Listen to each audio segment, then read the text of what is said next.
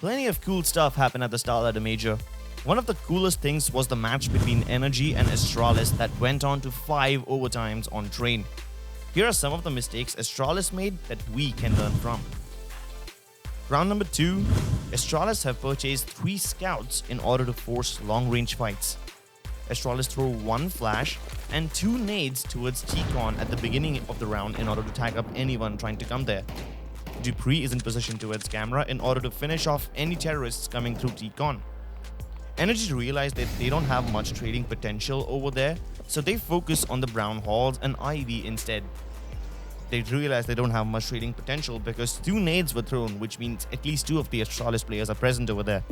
Hence, they focus on the other areas. Device is positioned towards Scout with the Ivy, and the 3rd Scout is in the upper halls. Device gets double peeked and tagged back. It's risky to peek again, but then Magist is playing Ivy close near the server box. He's hoping that Device served as bait and hoping that they won't check Magist's angle. The Scout in brown halls gets pushed back because of a Molotov. Also, NRG throws smoke towards lower ramp, indicating that they could either come B or move in from short ladder. As a result, in the middle of the round, Glaive repositions himself close to Ivy and lets Dupree come to its connector. Dupree can watch all 3 avenues from connector, short ladder, T-mid, and even assist on B if needed. NRG start pushing Ivy. Cirque with his beautiful round head and big brain checks the corner and eliminates Magisk. Glaive, close with the CZ, gets 1 kill, but since there's a smoke towards the green train, he can't trade. Also, Dupree was playing from CT, but by the time he gets there, it's already too late. The round is pretty much over here because the scouts have been pushed back to the connector, and it's difficult to defend the site from there with scouts. If they were on the bomb train itself, it might have worked, but from connector, no. They were in connector in the first place because they assumed NRG would attack from short ladder or the T-mid. That did not happen. NRG leaked in from Ivy, closed the distance, and the scouts were rendered useless. So Astralis decided to save the 3 scouts. This was a risky buy from Astralis anyway, and it should not have worked in the first place. And the only way it would have worked if they forced those long-range fights and did not allow NRG to close the distance. Next, in round number 3, Astralis had the same setup as they had saved 3 scouts from the previous round. Let's take a look at the CT positions. Device is on top of the connector.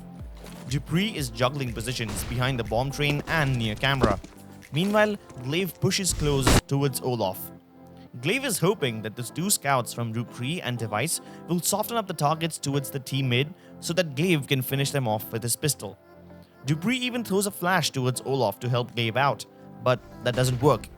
The last 2 players are on B and they really can't do much in the fight towards the A site.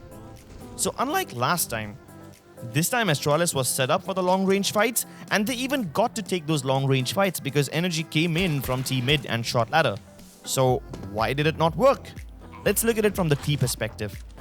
This is clearly a more fast-paced round than the previous one because now NRG know that Astralis have a decent number of scouts. Stanislaw throws 2 flashes. The first one to blind anyone approaching E-box or basically pushing close, and the second one to blind anyone towards camera or the center train. This is a pretty generic flash. While that's happening, Ethan has taken an aggressive position in this angle to kill anyone approaching E-box or close to T-connector. But he will not peek Olaf or expose himself towards any angle on Ivy. That's the job of Cirque. He waits for the second flash from Stan, and then Cirque peeks out and gets a kill onto Glaive, who was pushing Olaf. You can see that the flash thrown by Dupree just barely misses the timing, and Cirque still has his eyes open, he's not blind. Tarek's role is basically to be the ballsy entry fragger. Cirque, Ethan and Stan have already set him up for multi-kills, so it's pretty easy for him to get the first 2 kills. After Ethan and Cirque move in from T-mid, Dupree was too busy looking at those 2 coming in from T-mid. At that time, Tarek moves out of the ladder room to get an easy kill on him. Device misses his first shot and he re-peeks from the same angle, and Tarek punishes him for it. After these 3 kills, the round is pretty much done and dusted right here.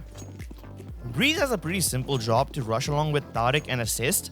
The only great thing that Breeze does is throw the Molotov to prevent counter rushes from CTs. This way, by turning up the pace, NRG catch Astralis much before they were completely set up. This kind of a rush was specifically designed to counter the triple scout. Although I doubt NRG knew the exact number of scouts available, they knew that there were at least 2. Notice, NRG did not use any smokes or molotovs at the beginning of the round, just the flashes. After the plant, they smoke off connector, but by that time, Astralis realized that the round has already been lost. So, dealing with double or triple scouts was easy for NRG. Let's see this time how they deal with double op. Round number 12. Stan is holding the T connector. Astralis have already thrown in molotovs over there, so he just holds passively to prevent pushes. Meanwhile, Breeze is holding Ivy, and he continues staying there throughout the rest of the round. Cirque and Ethan start pushing brown halls. These two throw a pop flash to clear out the lower ramp, and then they throw a one-way smoke towards highway. Ethan fights Device at highway. Device is opping over there, so you can see side by side, and you can see how the one-way smoke lets Ethan spot Device. He should have gotten the kill there, but Device is lucky enough to survive and he gets to fall back. Tarek, meanwhile, is fighting Zipnix at ladder. He's trying to toy around with him, but then Zipnik nades him down to 19 HP and Tarek gets himself all busted up, so he just disengages and cuts his losses short. With very less time left in the round, NRG start attacking B. Now Tarek comes up with this master plan. Alright, so Tarek is low HP and he jumps out hoping to serve as a distraction and land on the spools over there at side. He's hoping to distract the Opper so that Ethan behind him can trade, but that fails hilariously. Ethan dies to Device and Tarek falls to his death. At this time, Astralis start rotating B, and even after that massive blunder, Breeze somehow manages to get the timing down to perfection and strikes from Ivy, catches Dupree off guard. And this is where we want you to focus now. Magisk is in an indecisive spot. You can see he's struggling because he has to watch out for enemies inside the B site, and he's paranoid about getting backstabbed by Breeze. If there is one thing you can take away from this video today, it's how to not be indecisive, and Stanislaw will show you how later on. At the same time, Zipnix will push short ladder, and he will backstab them from brown halls. He gets the kill on Cirque. Now, Stan is in a similar situation as Magisk. He's indecisive. He has to worry about the enemies ahead of him already inside the B site, and he has to worry about the backstab from Zipnix as well. But Stan has a better way of dealing with this situation when he's surrounded on both the sides. Here's what he does differently from Magisk. Zipnix, after killing Cirque, does not peek immediately. So Stan is one step ahead. He realizes that Zipnix is waiting for one of his teammates to get closer so that he can peek them at the same time. Stan forces a fight with Glaive, and he does that only to force Zipnix to peek, and then he finishes off what he started. He knew that Zipnix will peek only when Stan is distracted. So he pretends to start a fight with Glaive, and it doesn't matter if Stan is able to kill Glaive or not in his first spraydown. His objective was never to get the kill on Glaive. His objective was to get Zipnix to peek and nothing else. And then he can get the finish off on Glaive as well. This great mind presence from Stan allows him to clutch it off, and then he hears Magisk, and then he just finishes off the 1 versus 3 in style. Another super cool thing that we saw from NRG is this triple boost inside of the brown halls in order to deal with Device.